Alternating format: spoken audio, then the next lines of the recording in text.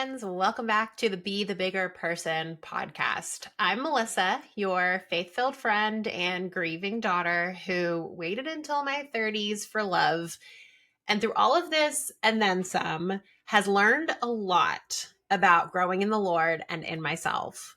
From grief to singleness to marriage to friendships and all the faith in between. Let's have the honest and vulnerable conversations you've been looking for. Before we jump in, if something during this episode sticks out to you or makes you go, ooh, yes, take a screenshot of the episode and share it on social media with your people and tag at Be the Bigger Person Pod when you do. This episode truly is, I feel like I've said this a couple of times, but this episode is the one that has come from like sitting down for coffee with a girlfriend or leaving voice memos back and forth or like late night conversations where I'm talking to friends, and whether this was me a couple years ago or them, the conversation is like about a guy that they're really interested in or that I was really interested in. And it's like, but I just don't understand like why he's not doing anything about it or why he doesn't see how great we would be together or like why he isn't committing or why am I the one that keeps reaching out first or like trying to initiate conversation or hanging out or whatever. And it's like the thing that I had a conversation with a couple different girlfriends about this within the last like maybe 6 to 9 months. And I feel like what I end up like literally every single time being like looking at my friend in the face and being like, you're too good for this. Like, you're too good for him, but like, you're too good for this. And that's where this episode is going to be like me as your friend looking at you. And by the way, if you're not watching this, you can watch it on YouTube or on, I think some Spotify accounts allow you to watch an episode if it's a video episode. But if you're listening, imagine me looking at you in the face. If you're in this situation being like, girl, you're too good for this. Okay. So this is going to be like the episode that is balancing loving care and encouragement and truth with like fierce encouragement and challenging, which is kind of my MO. It's like, I'm going to like love you so fiercely. And I'm also going to be like, what are you doing? Okay. So that is this episode. And I understand where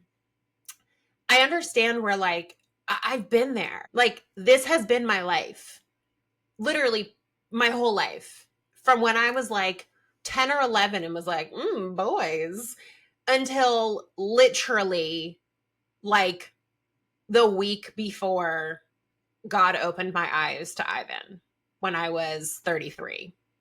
So I get it. Like, I get it. I honestly can think of three specific situationships. And you might be like, Melissa, situationship?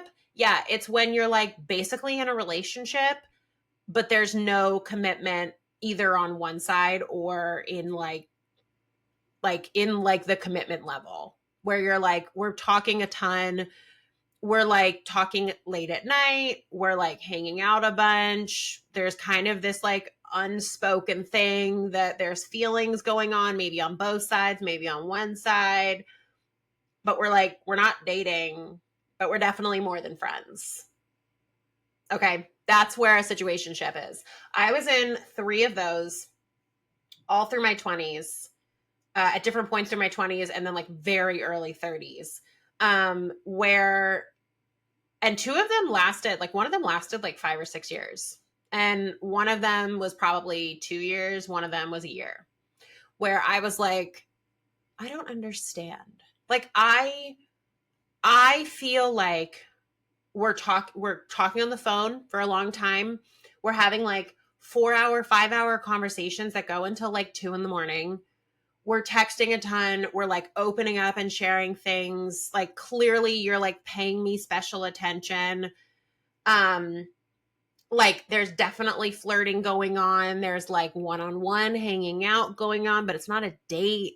Like, everybody's asking me, are you and so dating? Are you guys into each other? Everyone's saying like, oh, it's so clear he likes you. Like, and yet the guy is not stepping up.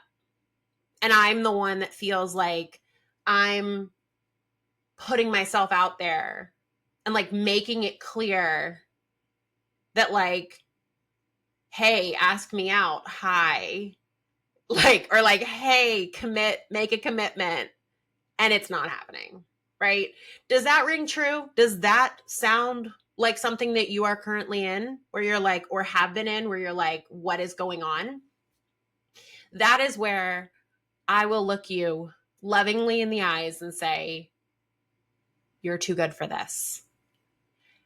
And like, those are all the things where it's like, if you're feeling like he's inconsistent, things are vague or like really non-committal, honestly, that you're feeling more confused than you feel secure, where like maybe he's talking a big game, but his actions don't match. Maybe you're the one always initiating or compromising or putting yourself out there, or where you're like, I'm hoping deep down that he'll change. Right? Like, and that's where also I think in like spiritual faith circles, there's this thing where sometimes, and I've had this twice, where you feel like you hear from the Lord that like, this is the thing, right? And you're like, okay, well, clearly it's from God. So like, I just have to wait it out. And sometimes that is true. Like, talk to Ivan. He will probably tell you something similar about us, where he liked me a long time ago. And maybe he didn't get like a word from the Lord, but he was like, I feel like this could be a really good thing. And poor guy just had to wait it out, right? Because I clearly wasn't interested. But sometimes that is, so that sometimes that's the case, where sometimes you're like, okay, I know that this guy is my guy, and I just have to wait for it to be the right time, right? Because sometimes it is where it's like he's the right guy at the wrong time, and therefore he's the wrong guy, right? The right guy at the wrong time is the wrong guy. But sometimes you feel like, oh my gosh, like I remember I had a situationship when I had been really praying. It was like maybe April-ish or May, and I had been like praying, God, like where is my husband? Like where is this man that you've been promising me? And then in like June or July, I met this guy and started getting to know him, and I was like, whoa. Like I just felt like there were so many things that the Lord said to me about when this man was coming and who he would be and where I would meet him, and like all of those things, check. And so I was like, so why isn't this happening? Like clearly the Lord is in this. Why isn't it happening? And that's where I think we are supposed to pray for our future husbands. I had an episode about this, praying for your future husband. You're supposed to pray for your future marriage. You're supposed to pray for who that person is going to be. But that's where it gets really confusing and really complicated. And that's where it can be like, well, God, did I not hear you correctly? And this is where I would encourage you in a way that was encouraged to me, somebody who is a woman in my life who's a mentor and just an incredible spiritual, like faith voice in my life. I remember calling her during one of these situationships where I felt like I had heard from the Lord so clearly, a couple specific things that like it was like there was no way that this guy was not the guy, right? Like it was like, wow, could you have described this guy any more specific, God? And yet like, why is he doing nothing to initiate, to pursue, to like make something happen? Why am I the one always trying to make it happen and like put myself out there? And I remember she said to me, sometimes things like this happen so that we are reminded that we need to tune up our listening.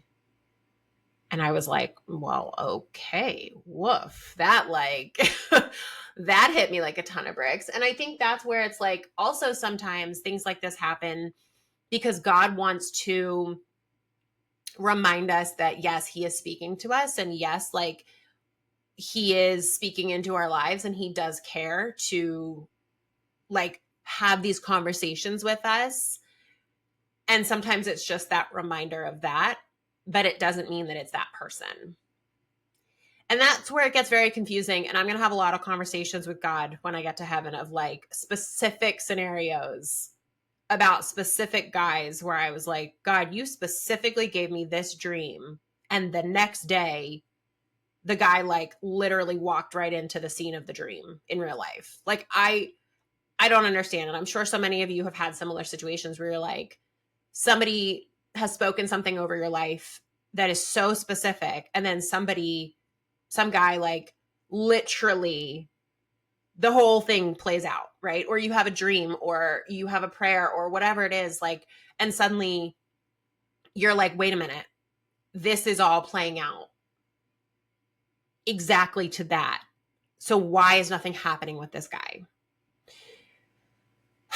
It is so frustrating. Like, if I just want to take a minute to pause here and just like validate the feelings of being so frustrated and being like just fed up, right? Because that's where I am under the belief, and I believe that as a whole, men should be the ones who pursue. Men should be the ones who pursue a relationship with a woman. Okay? And that does not mean that a woman just has to sort of be a helpless sitting duck who does and says nothing. And obviously, I mean, if you know my story with Ivan, like you'll know that I was the one who basically told one of our mutual friends, hey, I like him. Go ahead and tell him that I like him. Tell him whatever you want to tell him. And so, I mean, I guess somebody could argue like that was me pursuing him. I wouldn't, to be honest. I would say that was me like making the first move. And I do think they're different because I think making a move is like putting information out there, putting whatever you want to call it. I think pursuit is like a continuous action. It's a continuous pattern. And I do believe wholeheartedly that men should be the ones who are pursuing women. That is something that not only is, I think, sort of in our genetics. I don't know if genetics is the right word, but like it's in us as individuals. It's in us as like male and female that men desire to pursue and women desire to be pursued. And so why are we going backwards on that? But I also feel like that is something that, especially in like if you're gearing up towards a marriage, if you're gearing up towards a relationship, it should be from the start that like the way that you want to be in a marriage, being pursued, being cared for, being loved, being chased, and not in like a cat and mouse chased, but in like a pursuit. If that is the marriage and the relationship that I believe is healthy, that you desire in a marriage, then it should begin, those patterns and rhythms should begin from square one.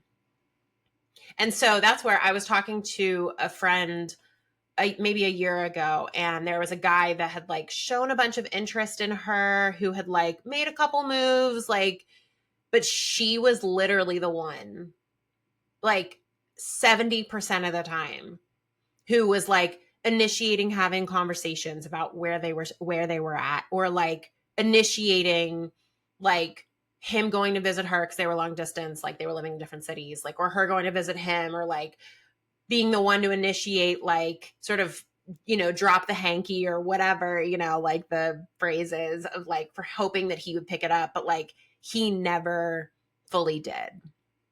And I remember saying to her, like, it is great that you hope that he one day, like, it clicks and he wakes up and he realizes, like, oh, wait a minute, I need to pursue her. I need to commit to her. But like, I wouldn't assume based on his consistent behaviors of not that that's going to be something that he does. And I would hate for you to get into a relationship and this pattern of you initiating and you pursuing him and you making things happen to have to continue. And so that's where, like, I am so passionate about encouraging women to just like own the fact, that you are worth being pursued. You are worth a man pursuing you. You are worth all of it. You are not too much. You are not asking for too much. If a man desires to be with you, if a man desires to be in a relationship with you, he will see what you're worth. He will see that you're incredible. He will see that you are worth being pursued. That's not something that you're going to have to chase. That's not something that you're going to have to consistently make happen. That is something that he will just desire to do and be a man to do. There are men who are men like that who will pursue you. I know it seems like there's nobody out there, there's no guys out there who will commit and who will pursue, but I promise you, the one who you are meant to be with will pursue you. Before we go any further, let's talk about something special. In case you didn't know, my brother Josh has Down syndrome, and I'm always, literally always, looking for a way to share about him, about Down syndrome, and about our life as a Down syndrome family with others. Throughout my years as an elementary and special education teacher, I was kind of unfortunately surprised by how few books there were that both taught kids about Down syndrome in a way that was age appropriate and not just a science textbook, with also having an engaging story that featured someone with Down syndrome as the main character. So I decided to fill that gap and write a book of my own using my master's degree in special education and my 30 plus years as a Down syndrome sister. The ups and downs of a very special superhero shares with kids and really readers of all ages what Down syndrome is, what characteristics people with Down syndrome often possess, what life with someone who has Down syndrome looks like, and how they can be superheroes too through speaking up for what's right. This book will prompt your kids to ask questions and will give you the answers to guide the conversations, and will empower you and your kids to be leaders for change and for kindness in the disability space. Because the more you understand, the better you will be. And what better way to do that than through storytelling that represents more inclusive characters and families? To get a copy for your family, your classroom, or your friends, head to Special Ups and Downs. That's Special UPS and Downs.com, or use the link below in my episode notes. Now, back to our episode. Now, you might be like, Melissa, that's great. I'm not seeing that. Like, literally, I'm not seeing that. And so, like, what if this guy who is like kind of pursuing me, but he's not really being that committal, I'm having to kind of like initiate a bunch, or maybe like have conversations in such a way that like maybe aren't 110% me or who I am. Like, I'm having to sort of put on my best face. Like, what am I supposed to do then? Honestly, let me ask you this question. Would you rather be in a relationship or a situationship with a guy who you feel like you're being so confused by, or who's leading you on, or who is kind of where you're having to be the one initiating and put yourself out there and being let down some of the time? Or would you rather be single for a bit and wait on the guy who God is going to bring into your life who won't make you feel any of that. Because I'll be honest, there were times in my life where I felt like I just want to be in a relationship. I just want to be in a relationship. I am getting too old. I should be having kids by now. All my friends are in relationships. I just want companionship. Like, and first of all, full hard stop. Like, that is completely valid. It is completely normal. Like, there is nothing desperate about that. That is completely good to want that. And that's what God made us as individuals who desire to be in companionship. And so there's nothing bad about that whatsoever. There's nothing desperate about that. There's nothing that you're doing that's like a flaw that you should be worried about fixing because you want companionship, because you want to be in a relationship. We're made for that. Like, that's what we are made for as human beings. So, putting that right here, I also think it is so much better to be on your own, to be single. We don't always have to be interested in somebody. We don't always have to be talking to somebody. It's so much better to just take some time, be single, be on your own, and kind of enjoy it. I remember getting to a point after the last situationship that I had that lasted far too long, where I just remember getting to a point where I was like, I'm done. I'm so done with this. Like, I literally am done. And I remember like my heart and my head had like a full hard stop of the whole thing. And I just remember being like, all right, I'm just going to enjoy life. I'm just going to be like, okay, God, what do you have me in this single season for right now? And I don't always think that if we're single, like, I want to be very clear. I don't always feel like when we're single, it's because God has a like something we need to work on. But I do feel like there is something that we can look for and grab hold of in every season to make the most of that season. And that includes singleness. And so when you're single, there is something that you are able to grab hold of. Maybe it's something that God's like, all right, I want you to work on this before marriage, before a relationship. Or maybe it's just something where God's like, it's not your time yet. In this season, let's enjoy this, or let's do this, or let's work on this. Because the reality is, once you're in a relationship and once you're in the marriage that you're supposed to be in, that is going to last, you'll never get your single season back. And I know people say that. And when you're single, it's like, oh, yeah, I don't actually want this single season back. But there is time that you have when you're single that you will never get in the same way when you're in a relationship, when you're married, when you're having kids, when you're building a home together. That is really special, and that's really like unique. And so make the most of that. Like, make the most of that to the point where you seek contentment and you seek to be so present in the season that God has you in, because that also will radiate out and will draw in the right people. Like, that contentment is tangible. Like, you can feel that type of contentment on people when they're just like so at peace with where they're at. You can feel that on them, and it's attractive. So my question to you is, if you are in a situationship, or if you are like longing after a guy in your life who you're like, I just, this is so confusing. I don't know why, like, he's not committing to me, or why I'm the one that has to pursue, or like everyone says he likes me, but, or maybe he says he likes me, but I'm like, I'm not, this doesn't feel right. This doesn't feel healthy. This, I don't know, like something feels missing. Let me ask you why. Why are you still in it? Right? Do you have a fear of being alone?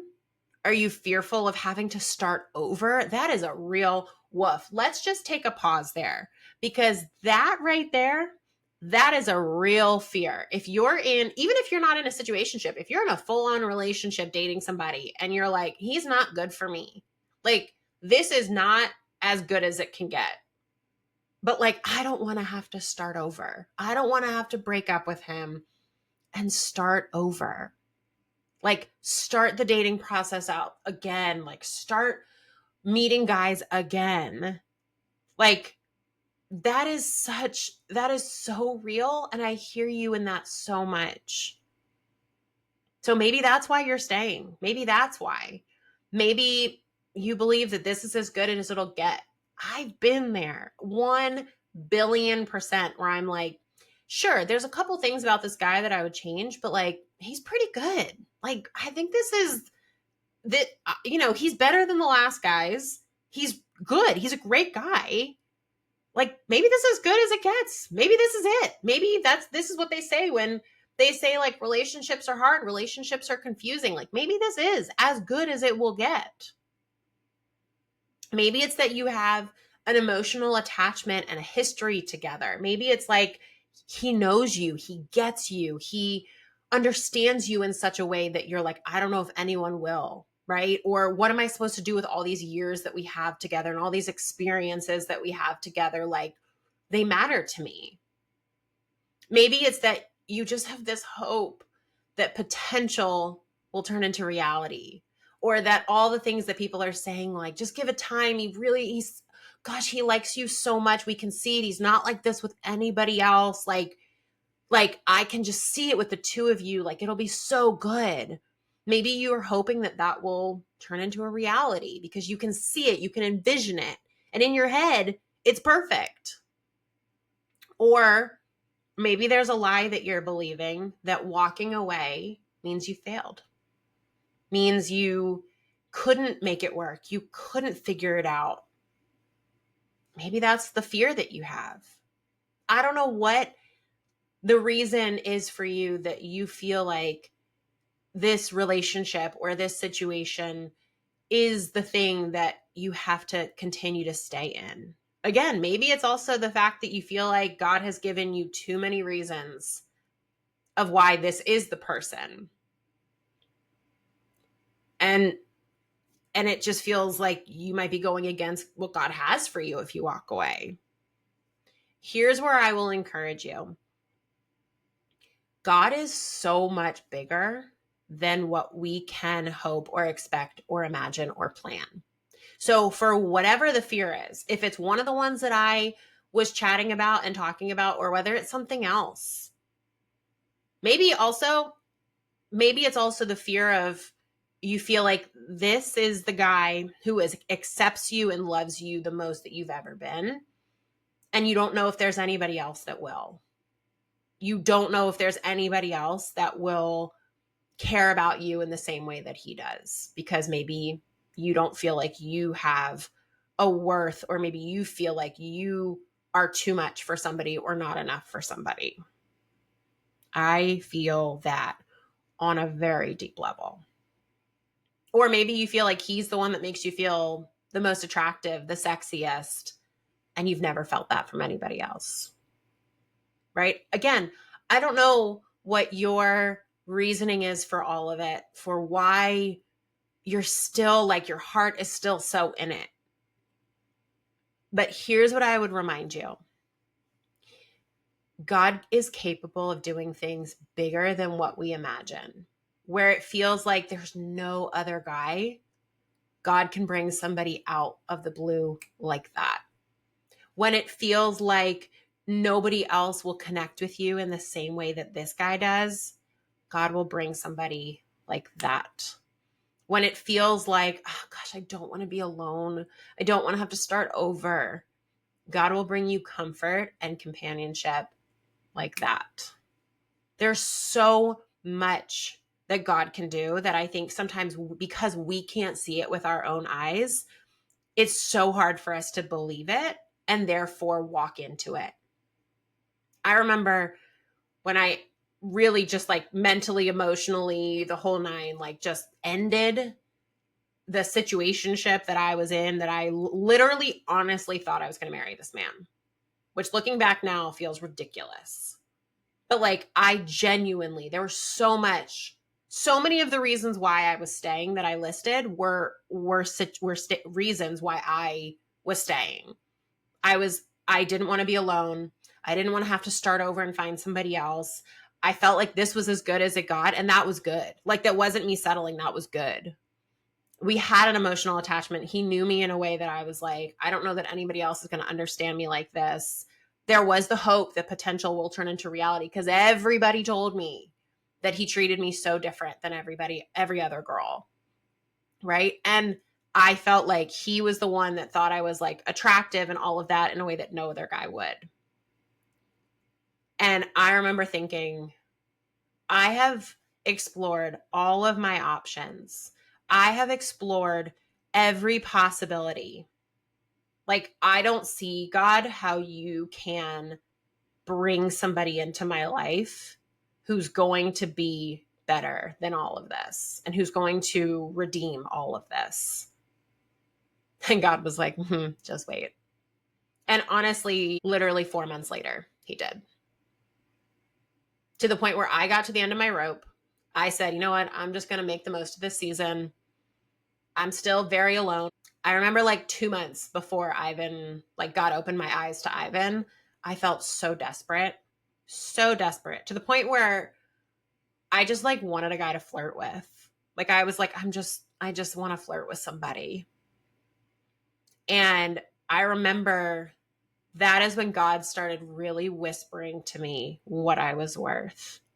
Because I always thought like, I just need to pursue that. I just need to like kind of put myself out there for this guy. And I need to like, cause that's also what everyone always tells you, put yourself out there. But I always just thought like, I just needed to make myself available to this guy. I need to like make it easy for him to like want to be around me and to want to talk to me and want to prioritize me and do all these things and whatever. And then I just thought, wait a minute, I am fantastic.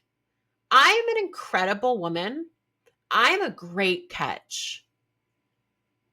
Why isn't he the one who's trying to get with me and who's trying to make it easy for me to want to be with him? And I remember hearing an interview with a girl who was talking, she was engaged, and she was saying like, I remember, we talk about like the kind of guy that we want, where it's like, we want, a guy who's like a doctor and who's 6'5" and who, volunteers with children and, all these things. And we're like, oh my gosh. And it's like, there's a guy out there. Like, we don't think that's too much. We don't think that that's like, we think that would be incredible. And like, why then don't we believe that there's a guy out there who is looking for that in return and will find it in us? Like, where we are that girl who he's like, oh my gosh, she does this and she does this and she, is this and that and the other. And like, she's incredible. Like, why do we feel like we have to minimize ourselves? But we hope for these big things in a guy. And I remember thinking that and was like, yeah, there's going to be a guy that comes into my life and sees me for all of the beauty that I am and sees all of the worth and just thinks, gosh, how lucky I would be to be with her. And that's the kind of guy that you are worth. You are worth the man who looks at you and thinks, gosh, I would be so lucky to be with her. I want to love all of her. Like, wait for that guy, because you are so loved. You are so chosen. You are so worth pursuing by a man who mirrors God's heart for you. Like, God looks at you and says, she's amazing. She's incredible. Look at all the things that she does. Look at all that she's overcome.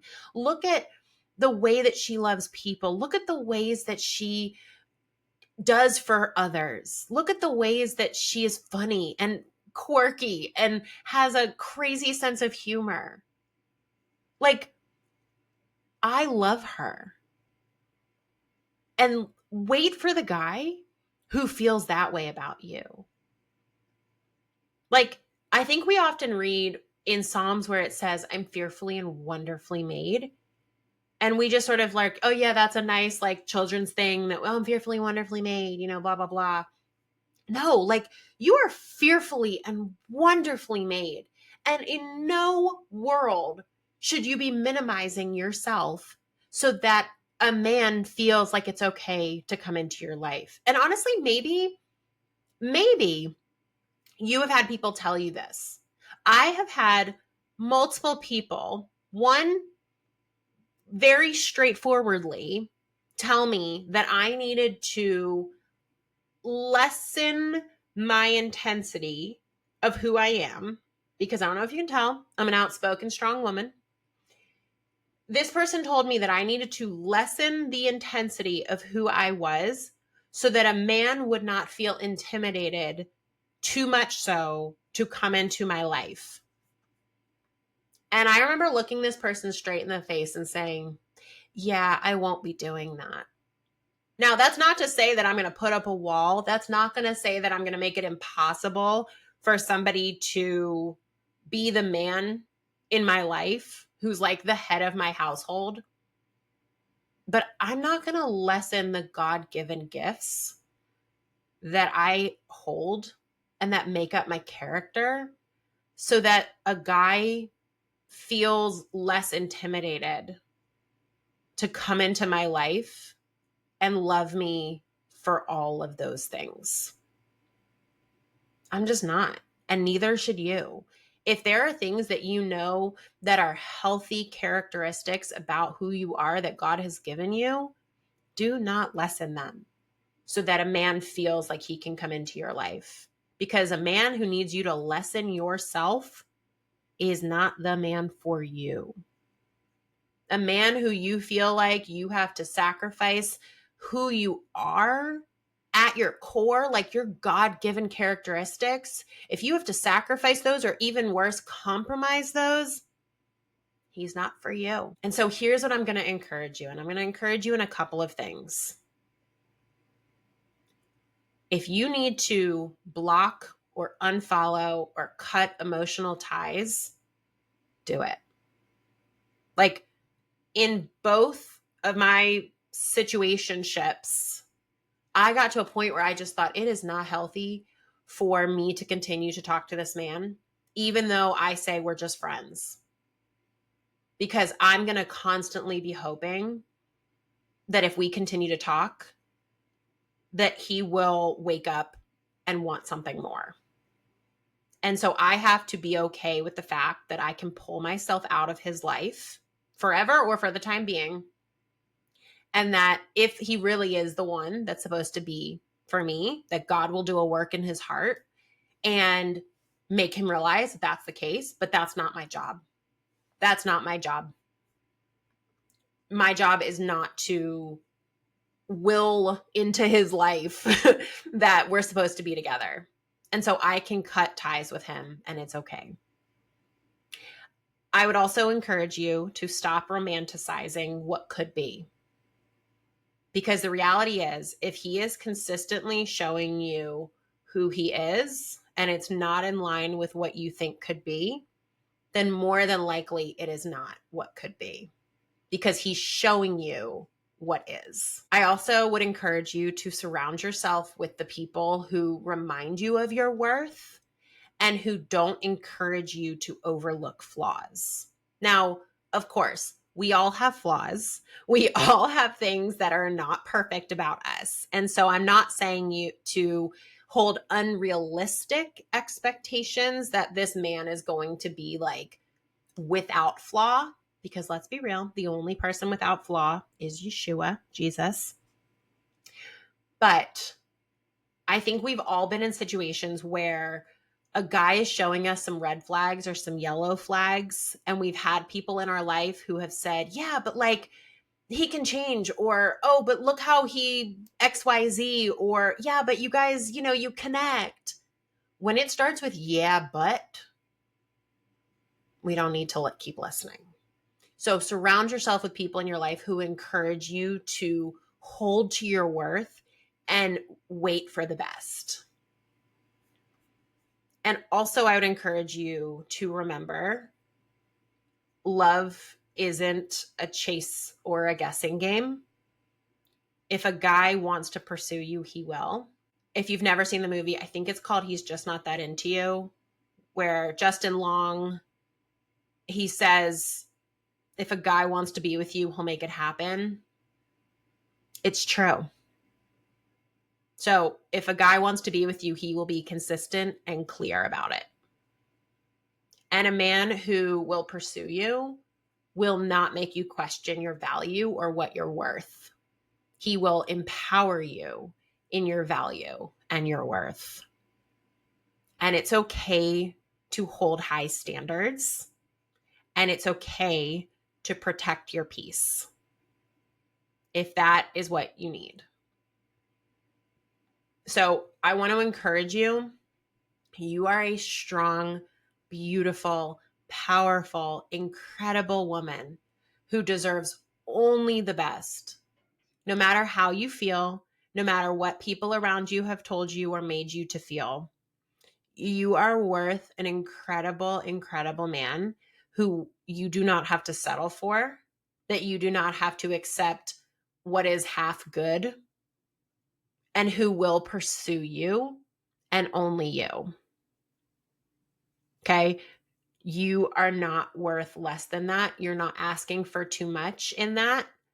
And a guy who truly loves you and is meant to be with you will feel so lucky to be with you. He will feel like he won the lottery by being with you, not the other way around. I mean, you will also feel like you've won the lottery, but it's not that it's going to be just one way. He will also feel like he has won the lottery and being with you, just like you feel with him. So I hope that if you are in a situationship or a relationship where you're like, why isn't he committing? Why doesn't this feel right? Why am I the one who is consistently making the moves, who is consistently reaching out, who's consistently putting myself out there, or where it just doesn't feel like it's clicking or it's right? Maybe you're too good for it. And maybe it's okay that you walk away. So before we close, I just want to say a quick prayer because I feel like that's the right thing to do here.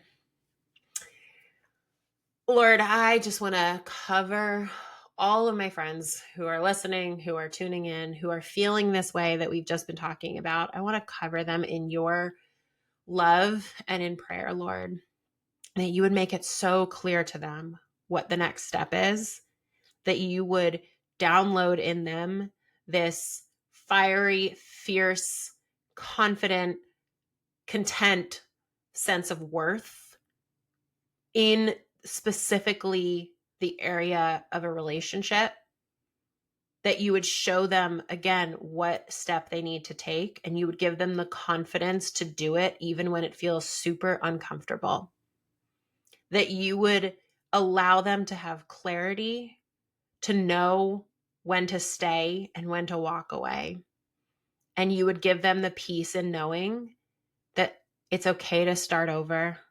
It's okay to be alone, that you can do a lot very quickly for them, and that your plans are higher than ours and your ways are deeper than ours. Lord, let that be something that we don't just have in mind or in speech, but truly deep in our hearts to the point where we really believe it. And so, Lord, I just cover all of those in prayer, especially those who this is hitting something a little deeper and a little more raw, that you would just be with them. Let this be an encouragement to them. Amen. So thank you so much for being here. It just means the world. If this episode encouraged you, or if you just enjoyed it, would you share it with a friend? Maybe share it with a friend who is in need to hear what we just all talked about. And be sure to hit subscribe on YouTube and on your favorite podcast platform so you never miss what's next. And come say hi over on Instagram at Be the Bigger Person Pod. I'd love to connect with you there. So until next time, I'll talk to you later.